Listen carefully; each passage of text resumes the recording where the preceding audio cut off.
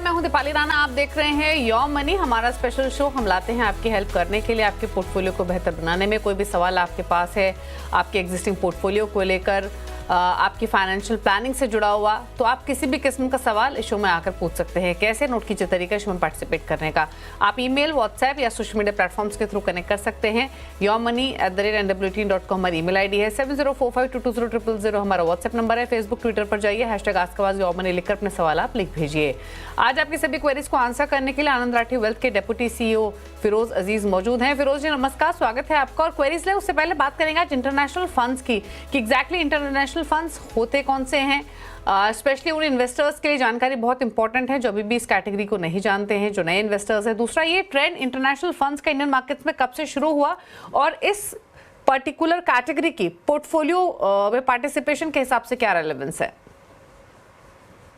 देखिए दीपाली जी, काफी सारे क्वेश्चंस इंटरट्वाइंड हैं आपके। Good evening. तो उसमें मैं एक एक करके जवाब देता हूं आपके प्रश्नों के। इंटरनेशनल फंड, जैसे नाम दर्शाता है, वो पैसा इंडिया में नहीं, बाहर विदेश में पैसा लगाता है। तो एक फंड मैनेजर जो आपसे इधर से पैसे लेता है, वो उसको डॉलर में कन्वर्ट करता है या कोई भी उसकी रेलेवेंट करेंसी में कन्वर्ट करके उस कंट्री के स्टॉक मार्केट में अगर पैसा डाले तो उसको कहते हैं इंटरनेशनल फंड।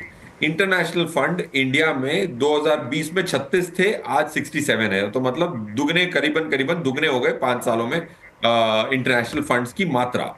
और अगर आप देखें AUM, एसेट्स अंडर मैनेजमेंट, जिसमें ये पता लगता है कि कितने करोड़ रुपए हैं, ऑलमोस्ट 687 करोड़ रुपीस की वैल्यू है इन फंडों में। करंटली करीबन 700 करोड़ रुपया इन्वेस्टेड है इन इंटरनेशनल फंड्स में। अब रहा सवाल, अगर आप देखते हैं तो कहाँ कहाँ इन्वेस्ट करते हैं। दुनिया तो काफी बड़ी है। US के 6 फंड है इंडिया में, चाइना का 1, जापान का 1, एशिया रीजन के 2, ग्लोबल जो पूरे सब जगह डालते हैं वो 12, और बाकी सब मिला मिलो के 8। तो 30 फंड्स के मैंने एक ब्रेकअप बोला है रीजन वाइज, जो इंटरनेशनल फंड्स है। तो उसमें इंडेक्स फंड्स होते हैं, ETFs होते हैं, फंड ऑफ फंड होते हैं। ETF वो होता है जो एक्सचेंज पे ट्रेड होता है। इंडेक्स फंड हो जाए जो दूसरे इंडेक्स को मिरर करने की कोशिश करता है, हूबहू उसकी परछाई बनने की कोशिश करता है। और फंड ऑफ फंड वो होता है जो आपसे पैसे इधर लेता है और वो एक दूसरे मशहूर बहुत पुराने फंड में पैसा डाल देता है। तो फंड से पैसा लेके दूसरे फंड में डालने वाले को फंड ऑफ फंड कहते हैं। ओके अच्छा, फिर एक चीज़ और बताइए फिरोज जी, अगर हम इंटरनेशनल फंड्स जब से मार्केट में मौजूद हैं तब से लेकर अब तक देखें तो किस तरीके की यूजुअली इन फंड्स की परफॉर्मेंस रही है इंडियन मार्केट्स या बाकी कैटेगरी ऑफ फंड्स के मुकाबले? किस तरीके की परफॉर्मेंस रही है और ओवरऑल इंटरनेशनल मार्केट्स को या US मार्केट्स को लेकर क्या आउटलुक है करंट सिनेरियो में? देखिए, इंटरनेशनल फंड्स लास्ट 1 साल में बहुत अच्छे चले हैं, बट अगर आप लॉन्ग टर्म 5 ईयर की CAGR देखते हैं तो निफ्टी से 6% कम है इंटरनेशनल फंड्स की परफॉर्मेंस। लास्ट 5 ईयर की CAGR है 9.38 और लास्ट 1 ईयर की 21% है। जाहिर सी बात है, अगर जब पास्ट परफॉर्मेंस अच्छी आती है तो लोगों को बड़ा अच्छा लगता है कि उसकी आज इन्वेस्ट करने का मन करेगा आपका। But I think long term में 10-12% ज्यादा की रिटर्न उम्मीद करना इंटरनेशनल फंड से वुड बी अनफेयर। ओके अच्छा, पोर्टफोलियो एक क्विकली एक चीज़ और, उसके बाद क्वेरीज की तरफ रुख करेंगे फिरोज जी। पोर्टफोलियो कॉन्स्टिट्यूशन के हिसाब से अगर कोई एक्सपोजर लेना चाहे लॉन्ग टर्म के हिसाब से तो कितना परसेंटेज एलोकेशन टोटल पोर्टफोलियो का इस कैटेगरी में हो सकता है, और कुछ नेम्स आप सजेस्ट करना चाहेंगे क्या? देखिए दीपाली जी, देखो काफी लोग का जो एक उद्देश्य होता है कि यार बच्चों को बाहर पढ़ाने भेजूंगा या ग्लोबल हॉलिडे करूंगा, उसके लिए डॉलर की जरूरत पड़ती है इंसान को। तो जिसको भी इंटरनेशनल खर्चा हो उसको इंटरनेशनल फंड तो रखना ही चाहिए।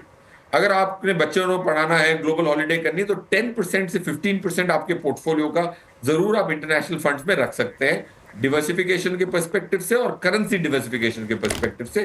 क्योंकि उसमें क्या होता है कि जैसे डॉलर की वैल्यू, डॉलर मजबूत होता है और रूपी कमजोर होता है, तो NAV में पॉजिटिव इंपैक्ट आता है। जैसे आपने देखा होगा कि हमारा रूपी जो है काफी 80 से गिर गिराता हुआ 86, 87 के इर्द गिर्द भी पहुंच गया था। तो उसमें जो है वो इंटरनेशनल फंड्स में किकर रिटर्न मिलती है, क्योंकि डॉलर में होता है वो फंड, तो डॉलर मजबूत होता है तो उसमें रिटर्न मिलती है। तो coming back to your pointed question, 10 to 15% in an international category would not be a bad idea. कुछ नेम्स भी देंगे क्या फिरोज जी? सॉरी, कुछ नेम सजेस्ट करना चाहेंगे इंटरनेशनल फंड्स के? Franklin Templeton US opportunities fund एक अच्छा फंड माना जाएगा, इसमें आप पैसे लगा सकते हैं क्योंकि वो फंड ऑफ फंड। ओके चलिए अब क्वेरीज को करते हैं शामिल। भूपेंद्र उत्तर प्रदेश से पहले व्यूअर हमारे साथ कनेक्टेड है। भूपेंद्र जी नमस्कार, बताइए क्या सवाल है आपका।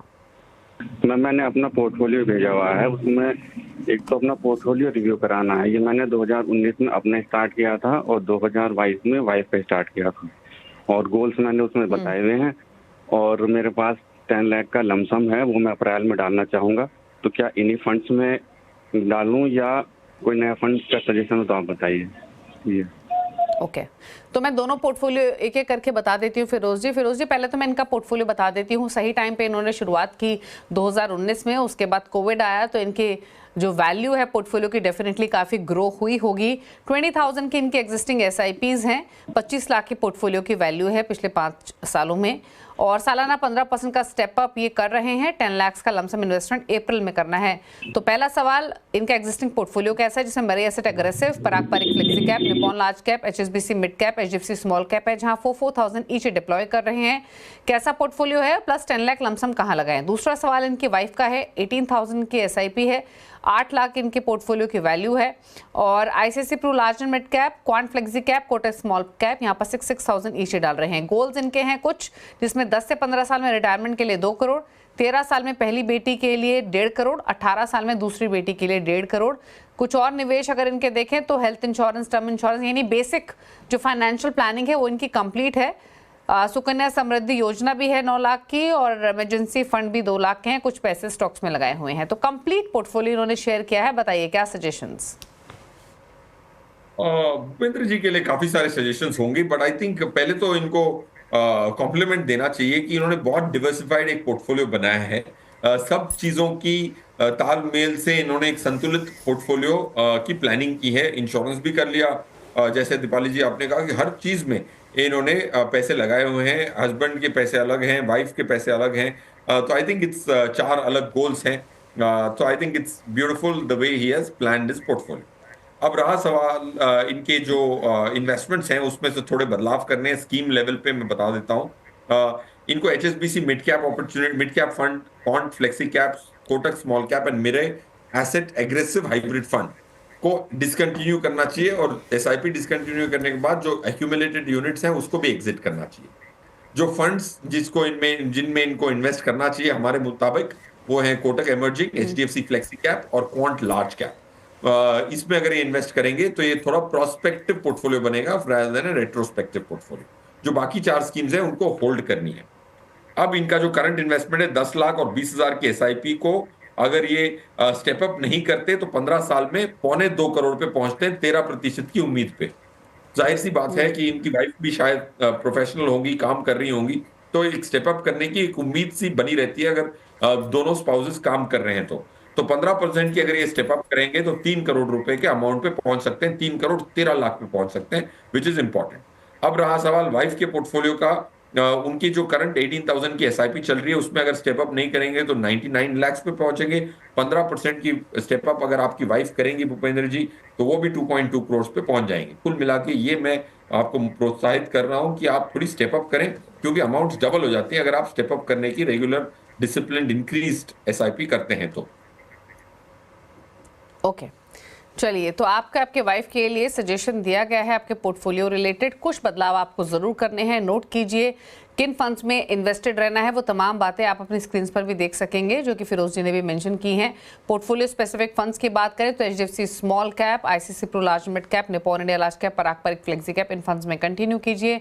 निकलने की सलाह है HSBC mid cap, Quant flexi cap, Kotak small cap, मरे एसेट एग्रेसिव में। वहीं वाइफ का पोर्टफोलियो देखें तो Kotak emerging equity, HDFC flexi cap और क्वांट लार्ज कैप, यहाँ आप इन्वेस्टेड रहिए। आपके गोल्स को लेकर भी बताई गई है राय। 10 लाख जो आप लमसम लगाएंगे और 20,000 की SIP जो आप करेंगे उससे लगभग 1.25 करोड़ की राशि आप इकट्ठा कर सकेंगे 15 साल में, और स्टेप अप करते रहिए अपने दोनों ही गोल्स को पूरा करने के लिए। सिमिलर सजेशन आपके वाइफ के पोर्टफोलियो के लिए भी है। बात करते हैं अब राम बाबू से, हैदराबाद से हमारे साथ कनेक्टेड है। राम बाबू नमस्कार, बताइए क्या सवाल है आपका।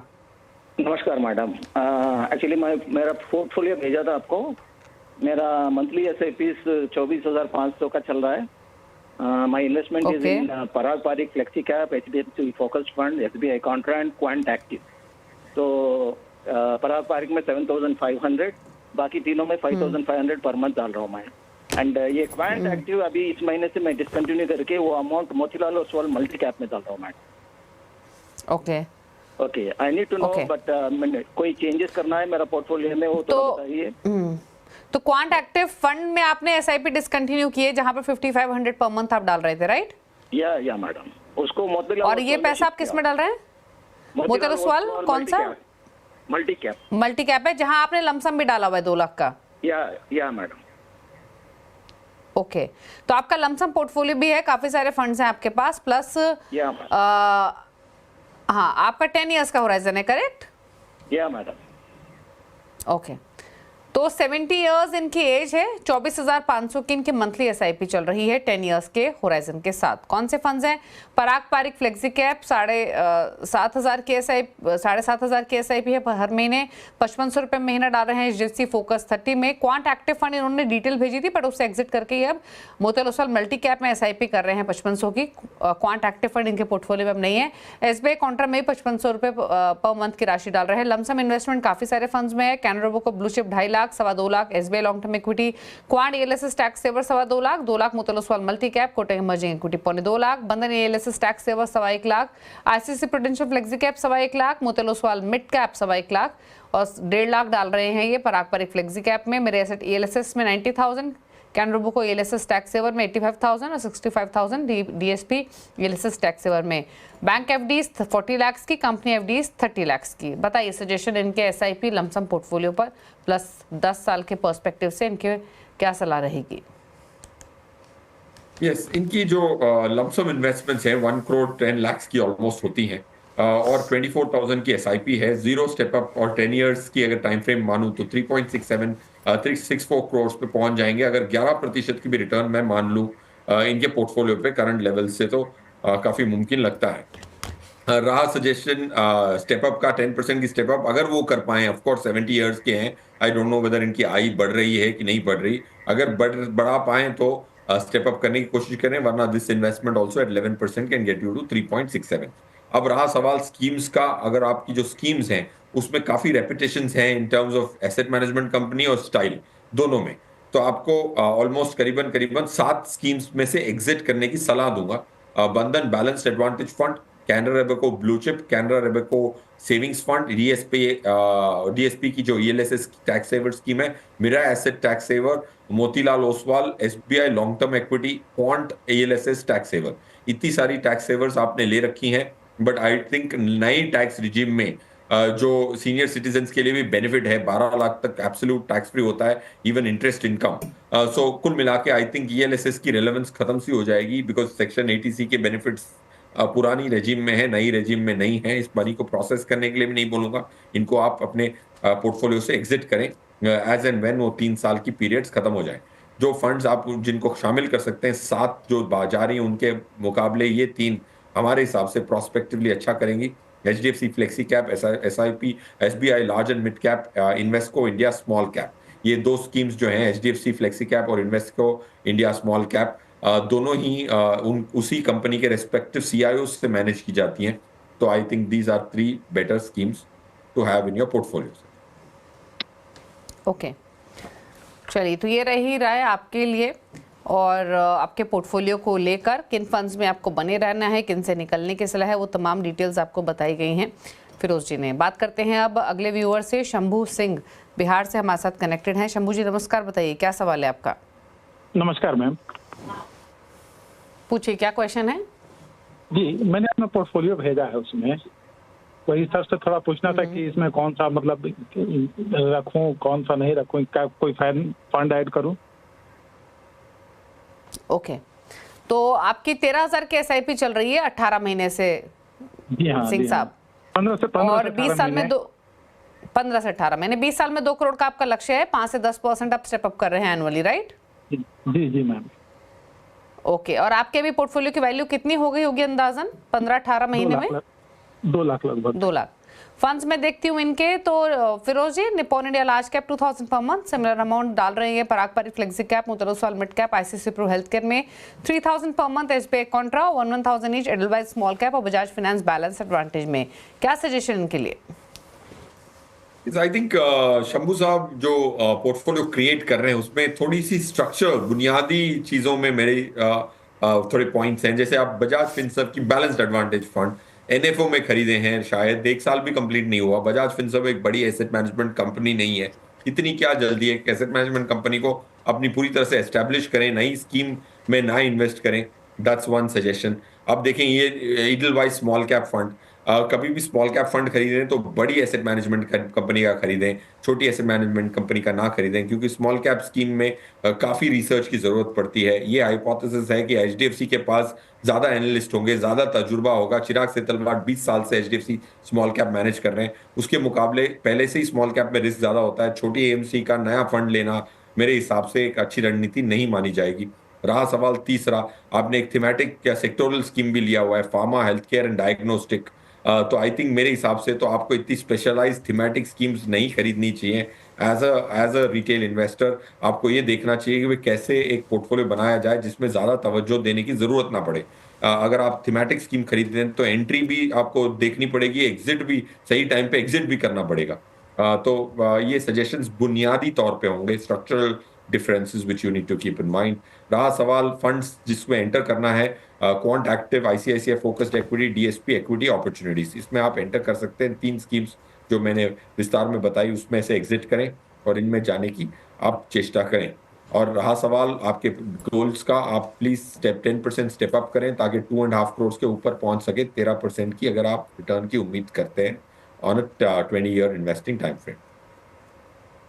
ओके, चलिए, तो ये रही सलाह आपके पोर्टफोलियो को लेकर। रुक रहे इसी के साथ एक ब्रेक के लिए। ब्रेक के उस पार कुछ और सवालों करेंगे शामिल। जल्द वापस आते हैं, आप देखते रहिए यो मनी।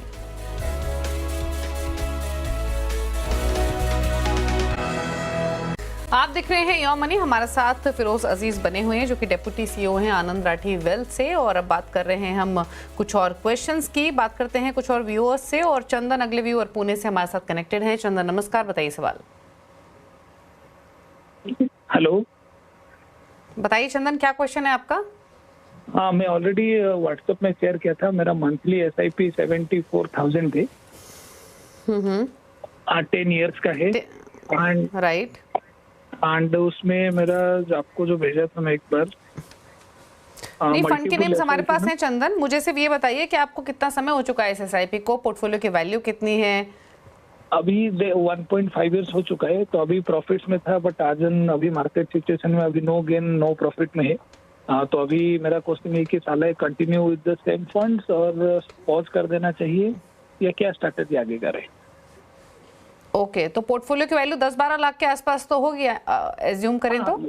ये ओके, फंड्स कौन से हैं? Motilal Oswal mid cap, quant active fund, quant small cap, Kotak equity fund, Parag Parikh flexi cap fund, यहाँ तो डाल रहे हैं 10,000 ईच फंड में। Motilal Oswal Nifty mid cap 150 index fund में 9,000 per month, ICICI pru blue chip में 9,000 per month, 8,000 per month LIC mutual fund infrastructure में। क्या सजेशंस इनके लिए? हाँ, पहले तो चंदन जी, आपके जो इन्वेस्टमेंट्स हैं उसमें 1-2 चीजें हैं जो काफी अटेंशन मांगती हैं। LIC का आपने इंफ्रास्ट्रक्चर फंड खरीदा हुआ है। LIC के जो स्कीम्स हैं उनकी परफॉर्मेंस की अगर मैं तुलना करूं तो शायद ही उन्होंने किसी टाइम फ्रेम में कंसिस्टेंटली बीट किया हो। 3 year, 5 year, 10 year कोई भी पीयर ग्रुप कंपैरिजन में इतना अच्छा प्रदर्शन नहीं दिया। वैसी एसेट मैनेजमेंट कंपनी से आपको सेक्टोरल फंड खरीदने की जरूरत नहीं पड़नी चाहिए। इतने सारे और सेक्टोरल फंड्स भी हैं, बट उसकी तो जरूरत ही नहीं है। बट वो भी LIC का sectoral fund, you should be very careful. ये हर दर्शक के लिए है, इसीलिए मैं थोड़ा ज्यादा विस्तार में समझा रहा हूँ विद चंदन साहब्स decision of investing in LIC MF infrastructure. रहा सवाल कॉल्ड स्मॉल कैप का, कॉन्ट भी इतनी लार्ज AMC नहीं है, उसमें स्मॉल कैप ना खरीदें। मोतीलाल ओसवाल का निफ्टी मिड कैप 150 इंडेक्स, काफी सारे इंडेक्स फंड्स हैं, बट मिड कैप इंडेक्स को आप एग्जिट कर सकते हैं। जब भी स्मॉल और मिड कैप की बात आती है, मेरा ये मानना है कि उसमें रिस्क मिटिगेट करना बहुत इंपॉर्टेंट होता है। अगर 150 की 150 कंपनियां खरीद ली जाएं मिड कैप में और स्मॉल कैप में 250 की 250, तो फिर रिस्क कौन मैनेज करेगा, कौन फिल्टर करेगा, कौन किसमें गवर्नेंस अच्छी है, किसमें क्वालिटी ऑफ मैनेजमेंट अच्छी है। तो इंडेक्स फंड्स लार्ज कैप के लिए सीमित रखें। That's one more suggestion I have. Kotak equity opportunities को आप एग्जिट कर सकते हैं। ये 3-4 एग्जिट की स्कीम्स हैं। एंट्री की स्कीम में SBI Contra, HDFC small cap और SBI large and mid cap, ये आपके रिप्लेस करेंगी 4 स्कीम्स को। रहा सवाल, प्लीज कंटिन्यू करें। मार्केट ऑफ कोर्स इतनी अच्छी नहीं रही है लास्ट 2-3 महीनों में, बट उसी का फायदा लेता है एक एसआईपी निवेशक। क्योंकि मार्केट में जब एसआईपी करते हैं ऊपर के स्तरों पे भी पैसा लगता है आपका, तो कम यूनिट्स मिलती हैं। जब मार्केट नीचे होती है तो भाव सस्ते होते हैं हर यूनिट के, तो उसी पैसे में आपके 74,000 में ज्यादा यूनिट्स इकट्ठे होते हैं। तो इस फिनोमिना को रुपी कॉस्ट एवरेजिंग कहते हैं। तो ये बहुत अच्छा होता है। वॉलेटिलिटी एक एसआईपी इन्वेस्टर का दोस्त होता है। तो उसको आप प्लीज कंटिन्यू करें, और इस जहन में ये बात ही ना लाएं कि आपको बंद करना है कि नहीं करना है एसआईपी। और रहा सवाल स्टेप अप करेंगे तो आप 2.6 करोड़ पे पहुंचेंगे अपने 10 साल की अवधि में। तो स्टेप अप तो मेरे हिसाब से मैंडेटरी करना, कोशिश जरूर करनी चाहिए अपनी जिंदगी की स्थिति देखने के बाद। तो 2.5 करोड़ 2.6 करोड़ 13% की रिटर्न आप उम्मीद कर सकते हैं, क्योंकि आप 76,000 की आप एसआईपी कर रहे हैं, which I think is a generous amount per month.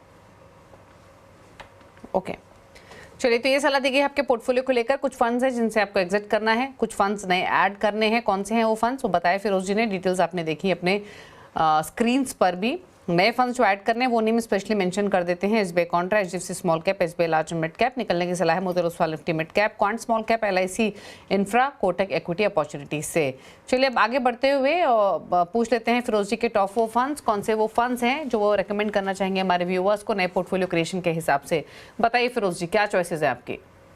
4 अलग एएमसी, 4 अलग category, SBI large and mid cap, HDFC flexi cap, ICICI pru focused equity, Invesco India small cap fund. ये 4 स्कीम्स होंगी, एक लार्ज एंड मिड कैप की, एक flexi cap की, एक focused की और एक स्मॉल कैप की। तो इसमें आपको मिड कैप, स्मॉल कैप और लार्ज कैप तीनों का एक्सपोजर एडिक्वेटली मिल जाएगा। चारों स्कीम खरीदने की कोशिश करें।